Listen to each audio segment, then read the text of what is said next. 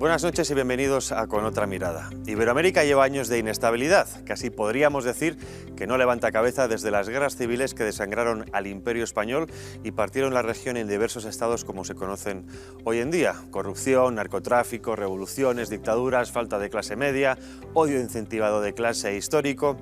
Parece que no tenga fácil solución. Parte del continente cayó en manos de la izquierda más radical, representada por el Foro de Sao Paulo, y tras un tiempo de relativa calma en manos de gobiernos de centro-derecha, por llamarlo así, aunque estos aprobaran leyes de género que no se habrían aceptado antes, todo apunta a que la región vuelve a su cauce, por mucho que no sea lo deseable o natural. Las victorias de Boric, Petro, Castillo, Lula o el kirchnerismo argentino son la muestra de que la izquierda iberoamericana viene con todo. Y por todo no me refiero a una justicia social o a políticas para crear esa clase media necesaria para una estabilidad y abrir el camino a democracias plenas. La actual izquierda viene de mano del gran capital financiero, promocionando e implantando la Agenda 2030 en el continente americano, que por cultura y tradición se había salvado de una manera u otra. Lo que está por venir para América en general e Iberoamérica en particular no es lo que las palabras de sus dirigentes proclaman. El modus operandi ya lo conocemos en España: más corrupción, más subvenciones, más ideología de género, más fragmentación identitaria, etcétera, etcétera, etcétera. De esto hablaremos hoy. Comenzamos.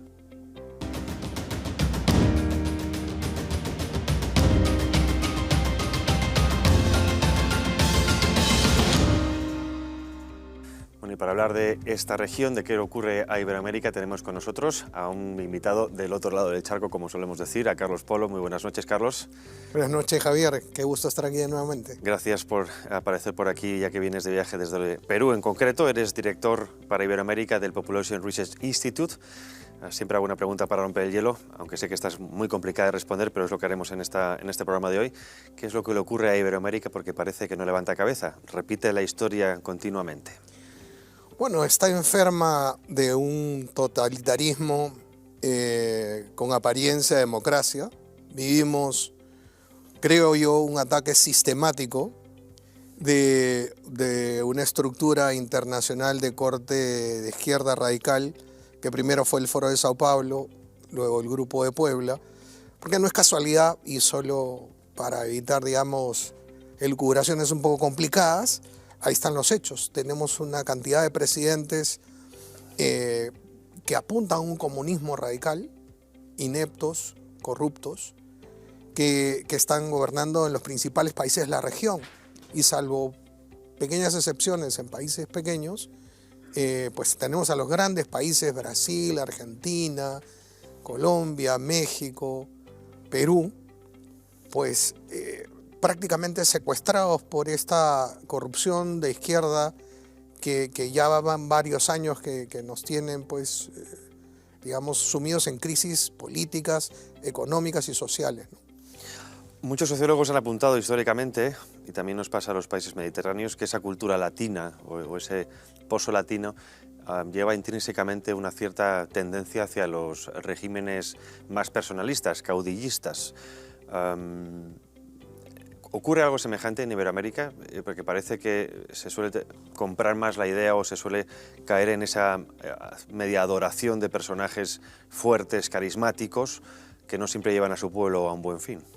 Sí, siempre, digamos, lamentablemente, la gran parte de la población o no ha tenido una participación política madura, o siempre hay un sector de gente, pues, de no mucha educación ni formación en general, que pues ve en personas concretas a alguien que le puede dar algo, que lo pueda sacar de su postración y de su limitación de recursos y de su pobreza. Pero esto en la actualidad se ha acentuado, porque hay toda una serie de herramientas de relato político con la tecnología digital y de medios de comunicación y redes sociales, que levantan estos discursos que te prometen cosas maravillosas que contrastan con la realidad, ¿no? Cosas muy concretas de repente, ¿no? Pedro Castillo entró con la promesa de no más pobres en un país rico. Voy a bajar el precio del balón de gas con el que se cocina a la mitad del precio, y en menos de un año ese mismo balón de gas, la gasolina y el pan costaban el doble. Y entonces, pero uno se pregunta, ¿no? ¿Por qué, siendo tan evidentes, no solo en Perú, sino en los demás países, estos fracasos, estos contrastes entre las promesas y las realidades triunfan? Parece que fuera un destino desalmado contra nosotros. Yo creo que más bien es la posibilidad y la potencia de relatos políticos sobre una masa manipulable.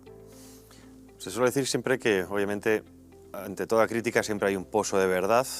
Quizá en Iberoamérica eso se ve más por los dos extremos, la gran polarización social a nivel económico. Es cierto que hay un gran nivel de pobreza en los países, donde a veces en algunos países, precisamente por esa orografía del terreno, el Estado no llega a todos los lados, pero también es cierto que hay grandes abusos de poder por parte de los más ricos. ¿Es posible la creación de una clase media, como entendemos en Europa, para que al menos haya cierto atisbo de tranquilidad en los años por venir? ¿O de alguna manera por ciertos regímenes lo que se fomenta o se ahonda es precisamente en esa pobreza para que el pueblo llano dependa de las subvenciones o del control del Estado? Sí, yo me animo a traducir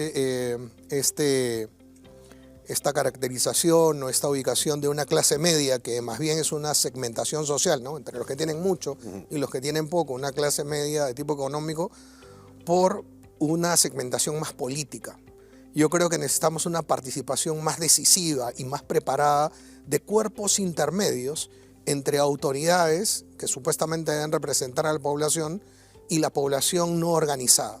Cuerpos intermedios con profesionales que tengan organizaciones políticas de verdadera representatividad, que pongan límites a las autoridades. Partidos políticos, pero partidos políticos en serio, no alianzas electorales de último momento que lo que hacen nada más es acomodar las apetencias de los caudillismos ocasionales. Yo creo que esa falta de participación luego se traduce en sistemas electorales y sistemas de representación fallidos, que vuelven a reeditar el mismo defecto que estás mencionando. Más que clase media, diría yo, necesitamos cuerpos intermedios políticos que organicen la política desde abajo para hacer verdaderos procesos democráticos. Hoy día estamos expectando que en la mayoría de nuestros países lo que sucede es un remedio de democracia. Es una elección cheque en blanco de un tirano, y voy a mencionar aquí a López Obrador, que hace 3 días, por una ONG que hizo una encuesta en redes sociales, fue nombrado el tirano del año 2022.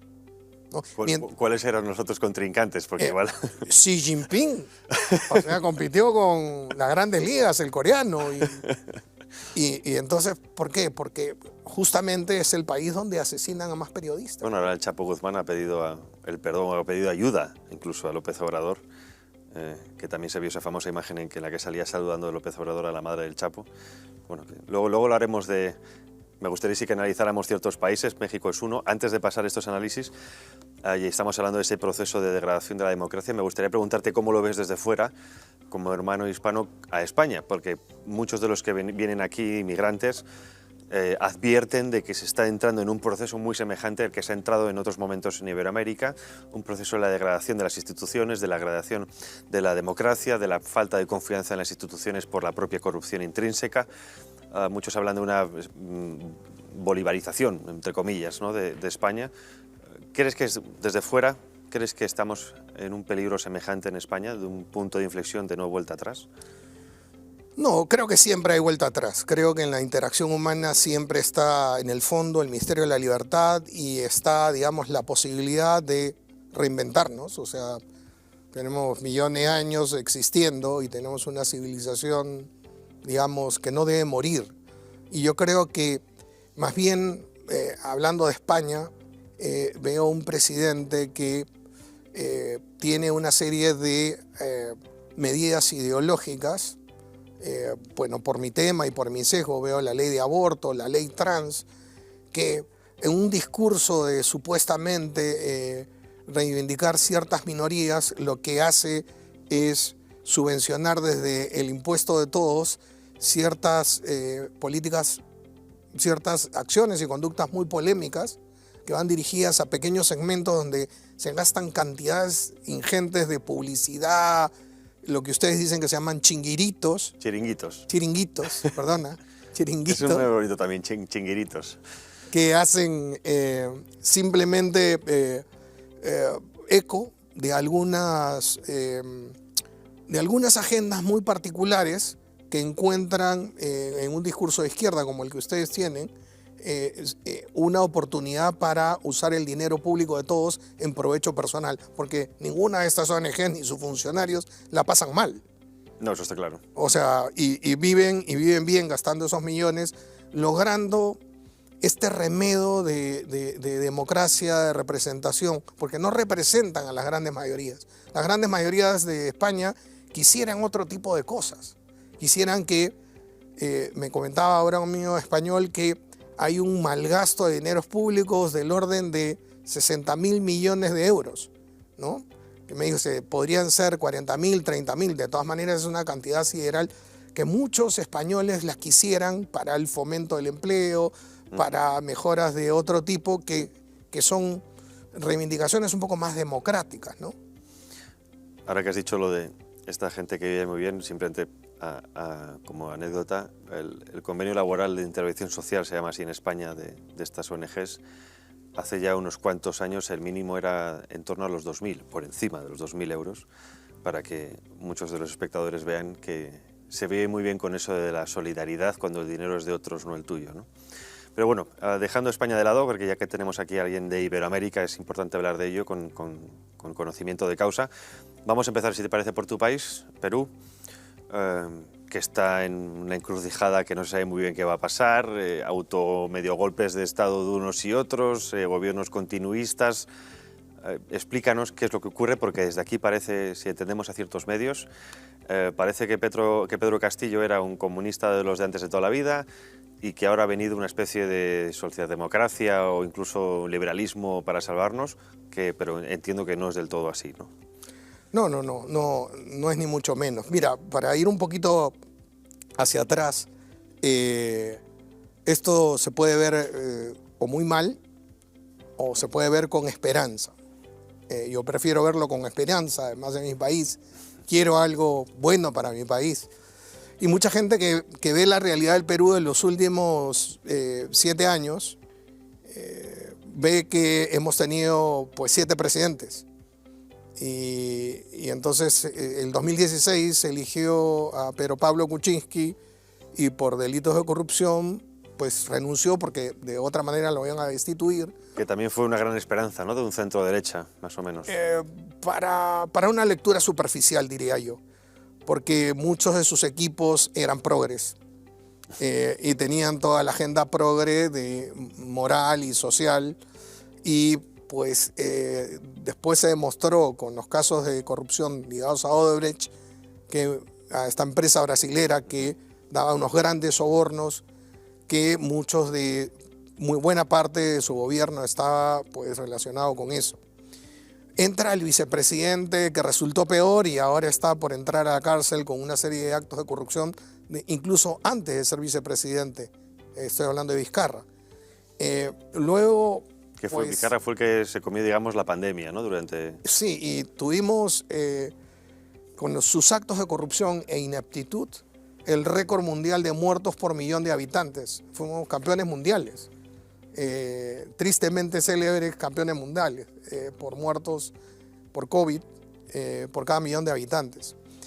Y luego entra un presidente por una semana porque era el presidente del Congreso que no era de izquierda, que no era progre, y entonces todas las fuerzas progres se confabularon, y ahí viene lo del Foro de San Pablo, el Grupo de Puebla, que presionan internacionalmente, potencian las fuerzas locales y en 5 días lo sacaron porque les pareció que era un golpe de Estado y pusieron de presidente a un parlamentario de una bancada absolutamente minoritaria, pero que por la construcción de todos los medios de comunicación y estas fuerzas lo encumbraron y todos los otros partidos dejaron que pasara eso, ¿no? Os has dicho que un gobierno duró 5 días. 5 días. El otro, récord histórico. así es. Y luego tienes que las elecciones del 2021 entra Pedro Castillo y no dura más que año y medio. También puesto en duda el resultado, porque estamos viendo que hay unas elecciones más justas que nunca, igual que en Brasil. Así es. O sea, No es normal encontrar tan poca diferencia entre unos y otros. sí, ¿no? Y además con unas autoridades electorales que nunca quisieron investigar los evidentes casos de fraude y negaron mostrar la poca información que tiene un proceso deficiente. Entonces Pedro Castillo sale por corrupto y por inepto, porque nunca entró a gobernar, entró a robar, puso 80 ministros y van contando más en un año y medio, donde debería haber tenido solo 20. Estamos hablando de un recambio. O sea, hablas de ministros que... Ministros que entran asociados no carteras ministeriales, sino ministros que entran, que salen, que entran, que salen. Que entran, que salen, que entran, que salen. Y entonces un recambio constante porque eran exterroristas, porque eran corruptos, porque robaron, porque estaban en mafias con el mismo presidente y la familia del presidente, ahora asilada por su amigo López Obrador en México.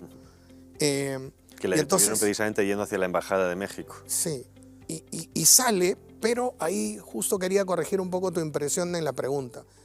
Sale, obviamente, porque lo destituyen, lo apresa la policía cuando iba camino a asilarse a la Embajada de México. La gente sale, la policía de resguardo del presidente lo detiene, sus mismos guardias personales lo detienen y en lugar de llevarlo a la Embajada de México lo llevan a la policía y lo detienen y va a estar en la cárcel. Pero la vicepresidenta que asume había sido parte de ese gobierno hasta unos 10 días antes, que renuncia como ministra, una ministra que apoyaba ciegamente al presidente y que nunca dijo nada de los más de 51 casos de corrupción que la Fiscalía estaba investigando al presidente.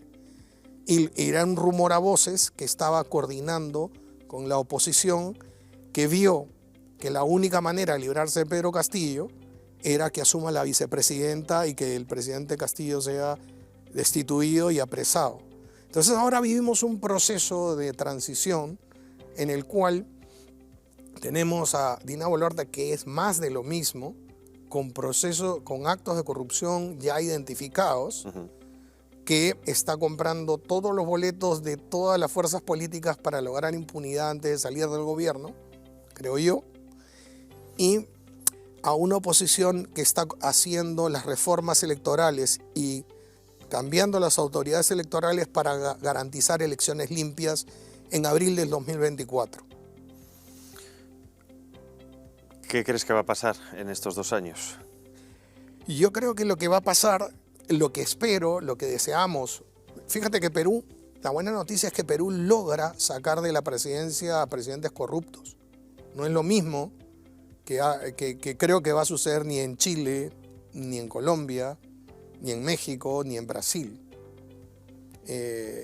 Lo bueno es que la sociedad peruana ha salido a las calles. Mucha gente que nunca había tenido una posición política o la había expresado, ha salido a las calles con su bandera, con un polo blanco, a manifestaciones absolutamente pacíficas, a pesar de algunos infiltrados que quisieron hacer lío, que siempre hay. Eso siempre es ahí.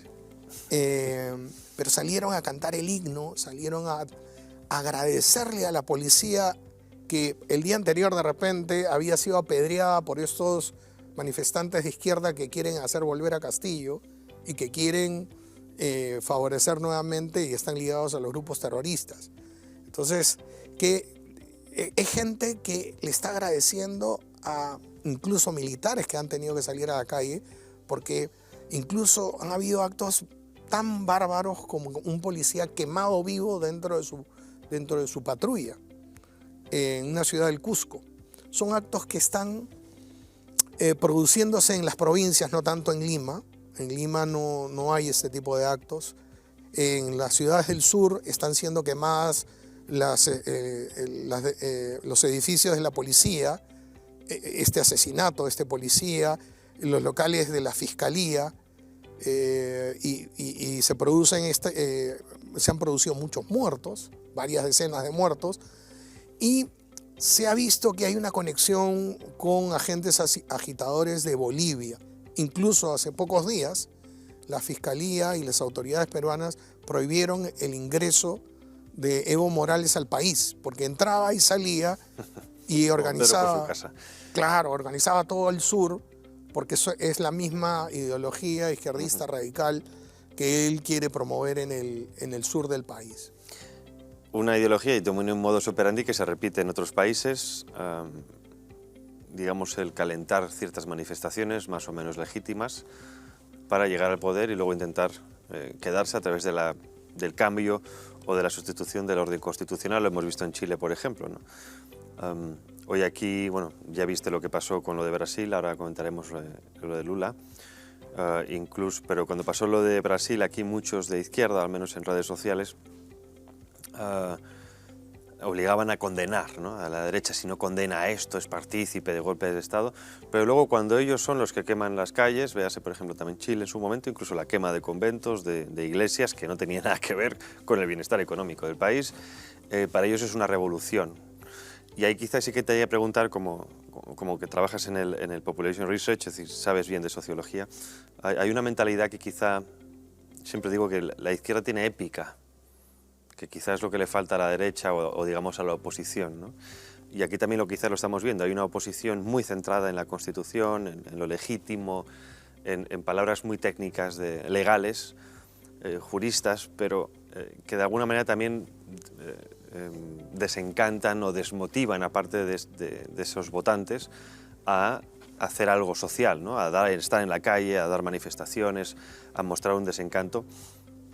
¿Crees que puede recuperar o crees que es posible que cierta derecha tenga algo de épica Yo creo en que Iberoamérica, sí. teniendo en cuenta que tampoco existe la derecha? Es decir, cuando hablamos, no hay una derecha realmente como tal organizada en Iberoamérica todavía. Hay mucho por hacer. Ciertamente no la hay. Nuestro amigo común, Agustín Laje, promocionando su libro del año que lanzó el año pasado, La batalla cultural, reflexiones críticas para una nueva derecha, justamente tiene un capítulo bastante amplio sobre el deseo de construir una nueva derecha en base a unos principios, pero también usando las herramientas políticas de las cuales se dispone. Y yo creo que no hay épica en partidos que no sean de izquierda, los hay en la izquierda, porque la épica se hace a través de relatos políticos. Exacto. Y yo creo que, rescato una frase que él la ha dicho muchas veces, a los partidos o a los políticos de derecha les ha parecido suficiente hacer cuentas y no contar cuentos. Y la izquierda te cuenta cuentos. Y eso que tiene una versión peyorativa, ¿no? Que nos cuentan unos cuentos engañosos y truculentos, estafadores, tiene una versión positiva en que el ser humano necesita calentar el corazón, necesita inflamarse de un deseo. Sí, un mito. Y entonces eso no es, digamos, manipular a la gente. Eso es darle razones para hacer algo de convicción y fundado en los principios, obviamente. Recurro de nuevo a lo que está pasando en el Perú. Lo que está pasando en el Perú es que era gente común, que no era de izquierda, que no tenía esos presupuestos, ni esa agenda, ni la compartía, que ve que le están robando el país, le están robando la paz, le están robando el futuro, le están robando hasta los hijos con esas políticas de género, le están robando muchas de las cosas valiosas que hacen de su vida algo, no solamente placentero, sino satisfactorio a nivel espiritual. Si te roban todo eso, no te queda nada. No te queda nada. No te quedan todas esas cosas valiosas que te hacen disfrutar la vida. Es por eso que la gente está reaccionando. Y yo quiero ver las cosas de una manera positiva. Creo que debe haber mucha más gente que pueda ser susceptible a través de relatos que no sean de izquierda, que tengan esta épica, que tengan esta emoción. Porque creo que se puede hacer.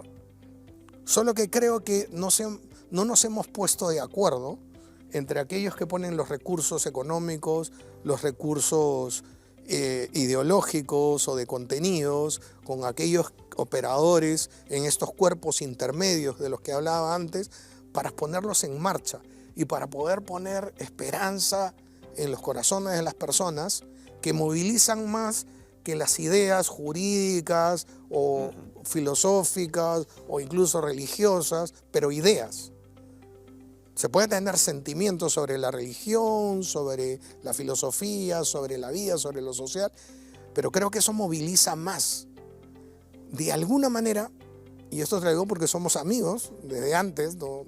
Desde contigo y con varios más, con Agustín, con Miklos Lucas, y veo que hay muchos personas como ustedes que están hablándole a gente que yo he visto, soy testigo, que la mayoría de ellos son jóvenes. Jóvenes que hoy día, en función de su rebeldía natural, no se ven identificados con la izquierda, porque la izquierda es establishment. A las posiciones de izquierda las premia Twitter, las premia Amazon, las premia Google, las premia Hollywood. Hoy día, o sea... Sí, es lo hegemónico. Es lo hegemónico. Hoy día ser católico, querer casarse y querer tener hijos es absolutamente subversivo, es perseguido. Y entonces hay jóvenes que están viendo en el fondo de su corazón esas cosas valiosas y están recibiendo ese tipo de épica en sus videos, en sus libros, en sus intervenciones mediáticas, y en función de eso te digo que sí hay esperanza. Y hay políticos que están cada vez más participando de eso, ¿no? En Chile, José Antonio Kast perdió por muy poco.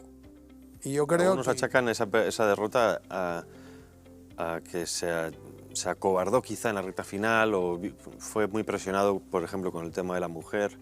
¿Cómo ves precisamente eso? Bueno, José Antonio Kast es mi amigo personal, no diría que sea acobardado porque él es muy valiente. No, pero bueno, matizó unas palabras cuando se le echaron encima, en fin, el lobby feminista es grande. Lo que algunos le achacan como que en la recta final quizá no puso toda la carne en el asador sabiendo a quién se enfrentaba.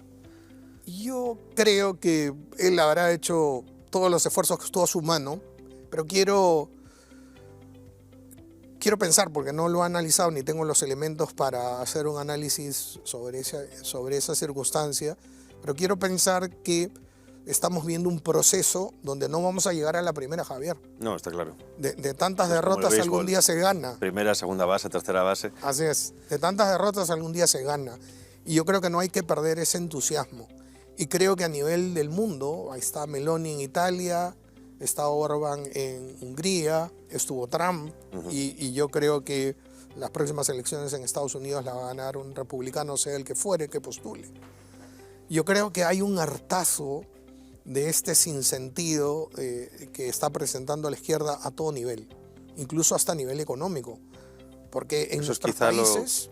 Pero eso es quizá la gota que nunca colma el vaso, ¿no? Es decir, vemos cómo todo lo alrededor se está destruyendo, pero todavía tenemos un plato de comida en la mesa, todavía tenemos una cama en la que dormir.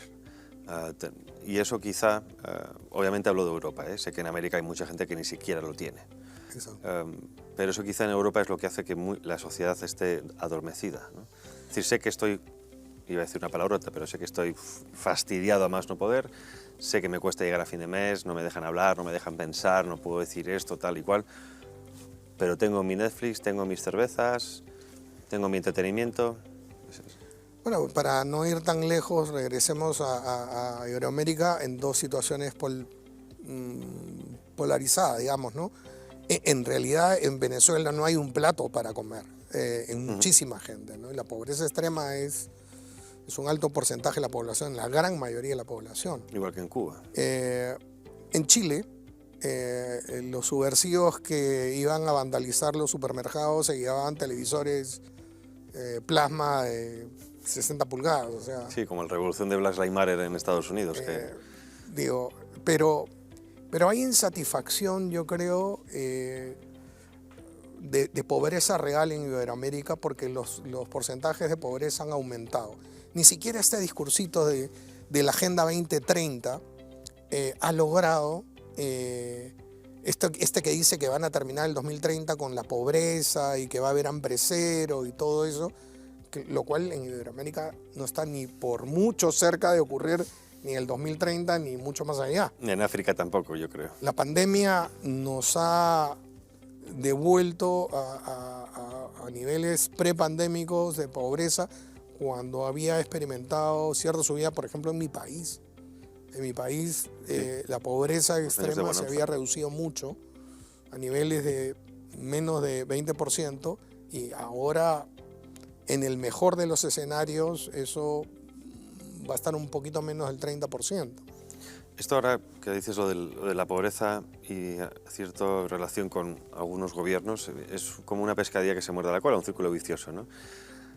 A más injusticia, más cala el mensaje radical de izquierdas, de justicia social, en fin, de ese marxismo de enfrentar unos con otros, que luego llegue a un gobierno que supuestamente aplica ciertas medidas, que es cierto que a nivel macroeconómico mejora, pero quizá la vida de muchas personas en sí, en concreto, no se vea tan factible o no se ve tan tangible, vuelve a ganar la izquierda, vuelve a empeorar, es decir, hay un cierto ciclo constante en el que muchos nos preguntamos dónde está la salida, ¿no? O en qué salida me salgo de la autopista. ¿Hay una salida a ese ciclo vicioso? Pues nadie tiene una bola de cristal para eso. Yo creo que somos seres humanos contingentes, que algunas veces actuamos bien y otras veces actuamos un poco estúpidamente. Más veces estúpidamente que racionalmente, me parece. Sí, pero yo creo que para que haya un proceso de mejora, no solamente económica, sino también a nivel humano, digamos, ¿no? Personas que puedan tener mayores aspiraciones, no solamente económicas, sino de bienestar de otro tipo, bienestar espiritual, bienestar social, digamos, un nivel de contención que es la familia, por ejemplo, ¿no? Hasta las personas que abogan por el aborto, por la eutanasia, es que pueden hacerlo porque han tenido una familia, no solo que le dio la vida, sino que le dio una serie de soporte en el mundo, y creo que son desagradecidas con todas las personas que los pusieron ahí. Yo me acuerdo mucho que el lema de la Marcha por la Vida, que reunía a 800.000 personas en la ciudad de Lima, decía el primer derecho a la vida, porque el primer derecho le da la posibilidad incluso al adversario de la Marcha por la Vida a poder hasta insultarnos, ¿no? A estar en contra. O sea, yo creo que tiene que haber, digamos, nuevamente insisto, porque me dedico a eso, me dedico al desarrollo de herramientas de participación ciudadana, mucha más gente que quiera participar en la cosa pública con una recta intención de procurar el bien común. Si no lo hacemos, Javier, ningún sistema político económico nos va a librar de matarnos unos a otros.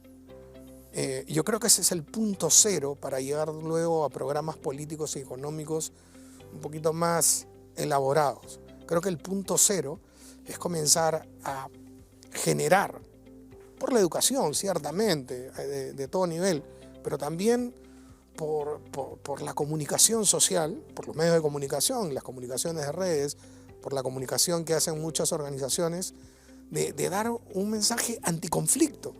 La izquierda ha sembrado odio en los corazones y la gente en el fondo está cansada de ese enfrentamiento. La gente quiere armonía, unión, colaboración. ¿Quién no quiere ayuda, solidaridad, reverencia por ti y por el otro? O sea, todos anhelamos eso. Yo creo que ese es el punto cero que va a llevar a que haya resultados un poquito más permanentes de mejora. Puede sonar iluso, puede sonar demasiado bonito porque lo comparamos con lo que tenemos ahora, pero todo en la vida pasa por un rompimiento.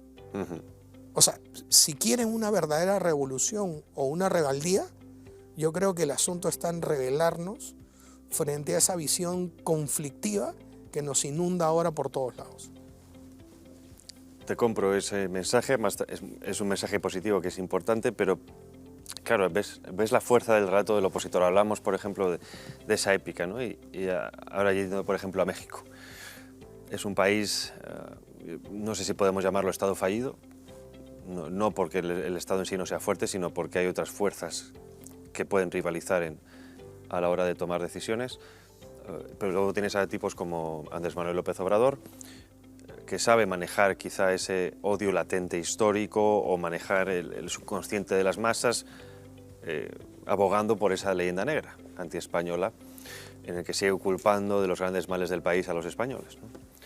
Por lo tanto, ahí estás utilizando quizá un odio o, digamos, un trauma histórico como pueblo, igual que aquí la izquierda con el tema de la guerra civil, para lanzarlo frente a tus adversarios. Es decir, que aunque yo te compro tu mensaje, desgraciadamente en la práctica es mucho más fácil sentimentalizar la política, sentimentalizar los razonamientos para poder manipular a las masas, ¿no? ¿Cómo ves a Andrés Manuel López Obrador en este aspecto, teniendo en cuenta que la épica es esa en este caso? Muy hábil. De hecho, digamos, hay que reconocer que está ahí por su habilidad para construir los relatos políticos. Podríamos decir que no es un buen gobernante, que no es justo, que no hace lo que promete, pero lo que no podemos decir es que no sea hábil para construir un relato político. De hecho que sí. Y por mis amigos mexicanos sé que México es un estado fallido porque en muchas partes de México, en algunos estados, no gobierna, valga la redundancia, el Estado mexicano, gobierna el narcotráfico. Y entonces son territorios liberados donde hay fuerzas que no tienen nada que ver con la legalidad, ni con la justicia, ni con el bien común, que son los que mandan, y ahí la democracia ni las fuerzas del orden entran. Y la vida no vale absolutamente nada, no hay seguridad jurídica tampoco para ello. Así es, y el Estado mira para otro lado y coexiste con esa realidad. Por eso hablan de Estado fallido, porque lo que prometió, las bases de promesas sobre el ciudadano de ese territorio liberado, el Estado no solamente los ignora, sino que falla en lo fundamental, que es que los ciudadanos le damos el poder para que ellos garanticen el orden. Entonces, eso está pasando en México, eso pasaba durante mucho tiempo en Colombia con la FARC, en mi país con Sendero Luminoso, en Bolivia, etcétera, ¿no? Pero mira que eso se ha controlado de alguna manera. Y ahora que hablas de que López Obrador genera estos discursos efectistas y todo, y yo me dedico al desarrollo de herramientas políticas, te decía, ¿no? Yo creo que las herramientas políticas son moralmente neutras. Pueden servir para el bien o para el mal. La habilidad no es una característica intrínseca de la maldad. La habilidad puede usarse para el bien. Creo yo que no hemos hecho los desarrollos organizativos para que haya gente con talento, dedicada a tiempo completo, en una organización que vaya creando estos discursos. Lo he visto como excepción, lo enseño y lo practicamos por excepción. A veces nosotros desarrollamos proyectos de ley donde hacemos que la posición abortista sea la radical, la intransigente, la retrógrada, porque evidenciamos a través de un relato político bien elaborado cómo ellos toman como excusa a la mujer a quien no benefician y a quien le cobran, y invisibilizan a un niño al que matan y descuartizan. Cuando ellos se ven con un discurso bien elaborado frente a esas circunstancias, tienen dos opciones: o callarse o dar el discurso para defender lo indefendible y perder. Creo que el mayor halago de estos actos excepcionales que te voy contando vienen de nuestros adversarios proabortistas.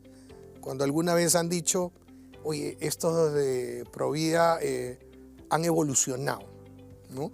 Estos de la derecha han comenzado A entender de qué va esto. Sí, a construir relato.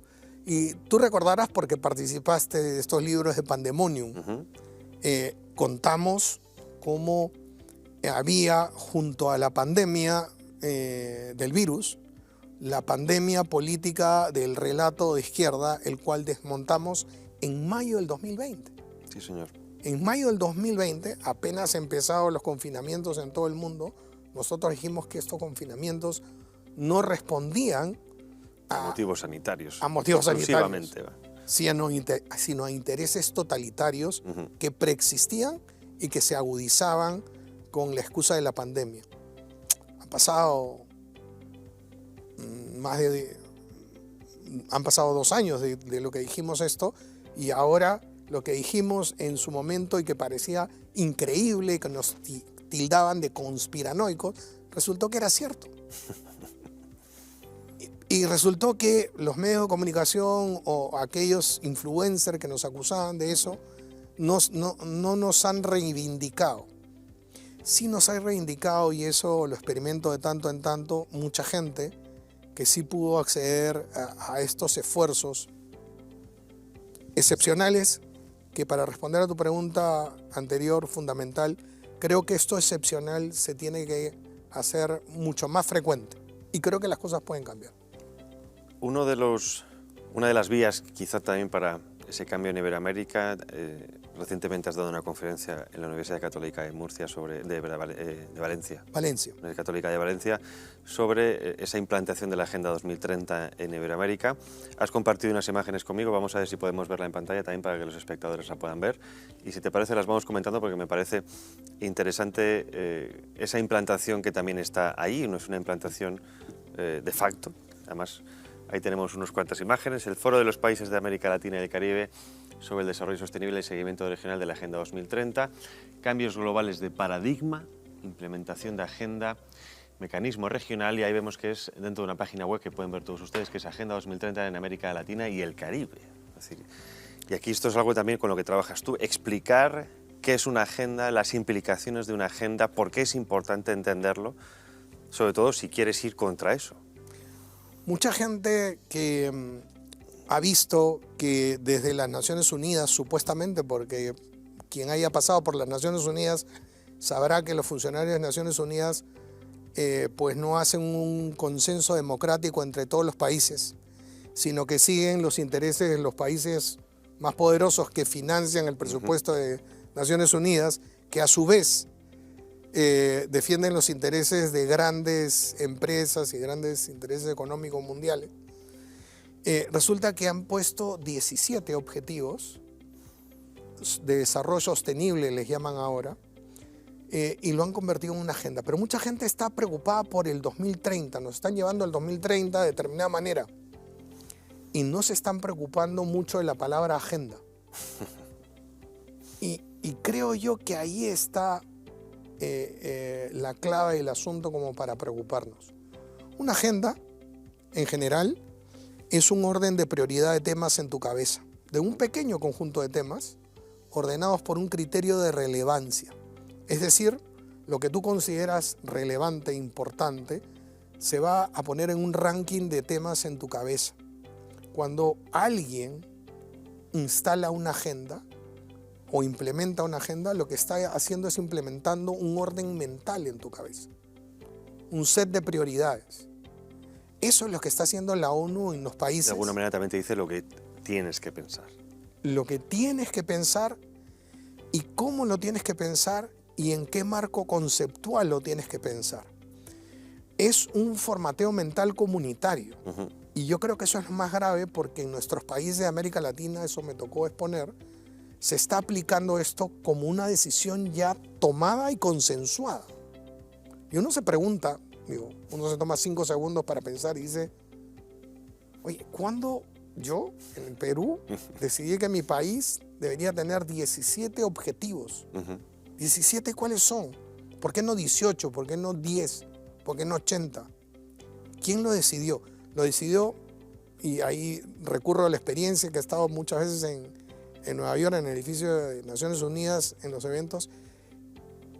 Lo decidió un funcionario que no fue electo democráticamente por nuestros países, por los peruanos, y votó a favor de algo que estaba impulsando Suecia, Inglaterra, Estados Unidos, porque lo invitaron a varios cócteles y le ofrecieron un puesto en una ONG internacional en los años siguientes. Y muchas veces deciden y votan por cosas que están en contra de nuestra Constitución y nuestras leyes. Entonces, ahora estábamos explicando en la Universidad de Valencia que eso se está tomando como un consenso. Y fíjate que en una de las diapositivas que mostraba de este foro, en el segundo informe, en el 2018, página 19, ellos dicen, como de aquí al 2030, vamos a tener en promedio 4 elecciones presidenciales en cada uno de estos países, vamos a asegurarnos de que los objetivos de desarrollo sostenible no se interrumpan en su implementación y cumplimiento. Pues, leyendo eso, no se puede concluir otra cosa de que los objetivos de desarrollo sostenible están sobre los presidentes. Exacto. Y si están da igual quién gobierne, esto va a ir para adelante. Y si están por encima de los presidentes, ¿qué estamos eligiendo nosotros en cada país? Estamos eligiendo un operario, estamos eligiendo un funcionario. Nos estamos convirtiendo en un virreinato de la ONU. Porque sobre todo, en una región que yo he pensado, digo, Iberoamérica es una región quizá más aislada de Occidente en cuanto a esa igualdad de desarrollo, no es América del Norte, no es Europa, pero eso también le ha servido para salvarse de ciertas locuras, ¿no? Es una región más conservadora, más familiar, más tradicional. Quizá lo que era España, por ejemplo, antes de entrar en la Unión Europea, ¿no? Comparado con otros países, de alguna manera todavía tenemos cierto pozo que nos salva, pero parece que hayan metido la sexta marcha. Es decir, vamos en Iberoamérica o en América vamos con retraso, señores, aquí hay que meter todo el fuego posible porque esto tiene que avanzar. La Agencia de Cooperación Internacional AECID de España, AECID, financia muchísimos de estos proyectos. Y sobre todo más ahora con el gobierno del Partido Socialista. Que además son financiación muchas veces condicionada a.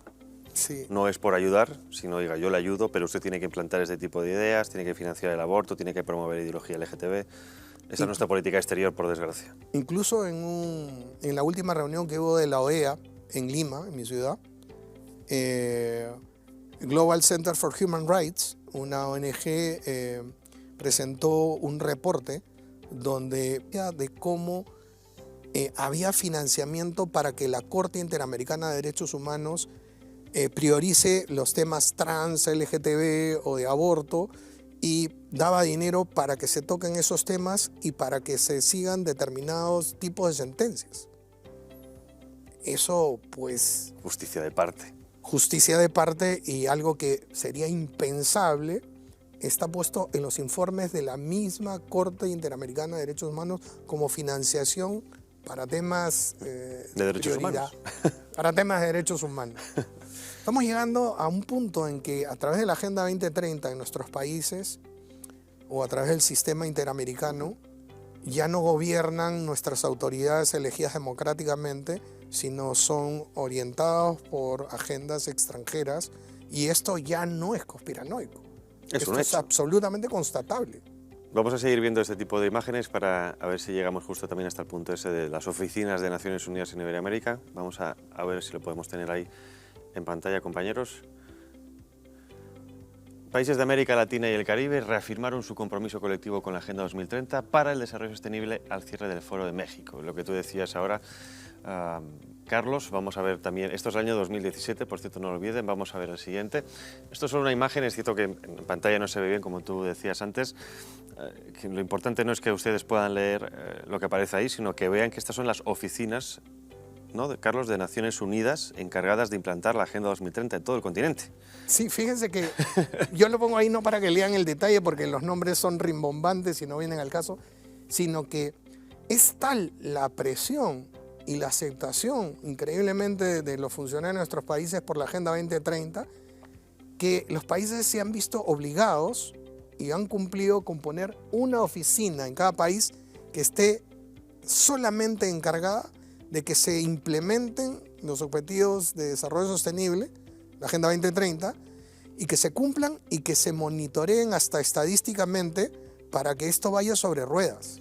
¿Estos están financiadas por la ONU o son cofinanciadas por los gobiernos? Porque, por ejemplo, eso lo tenemos en España a través del Ministerio de Agenda 2030 de Asuntos Sociales, que el propio Instituto Nacional de Estadística es el que se encarga de recoger esas estadísticas. De hecho, en el portal propio del INE tiene un epígrafe aparte, exclusivamente para la Agenda 2030. Lo digo porque eso es mucho dinero destinado a muchos sueldos. Hay mucha gente trabajando en eso. Eso es lo más malvado, Javier. Lo terminamos pagando nosotros. Ciertamente en algunos países que, digamos, no cuentan con los recursos técnicos o económicos para comenzar a hacerlo, obviamente ponen como un capital semilla y hay la donación de alguna agencia de la ONU que aparece tan caritativa como para que se pueda cumplir toda esta belleza de este discurso, ¿no? Pero después, pues es un capital que dura un tiempo, es temporal, y después lo pagamos nosotros con el dinero de los contribuyentes. De los contribuyentes, lo pagamos nosotros. Por ejemplo, en el Perú es un centro de planeamiento estratégico que es una entidad pública a la cual le han encargado que va a cumplir.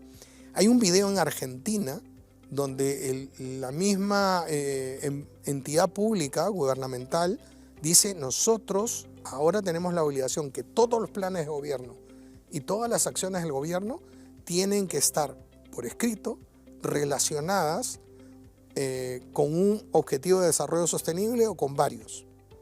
Entonces, si todas las acciones de gobierno, todos los planes, los objetivos, las políticas están solamente relacionadas a los objetivos de desarrollo del milenio, o sea, ¿qué es lo que queda para la autonomía y la soberanía de nuestros países?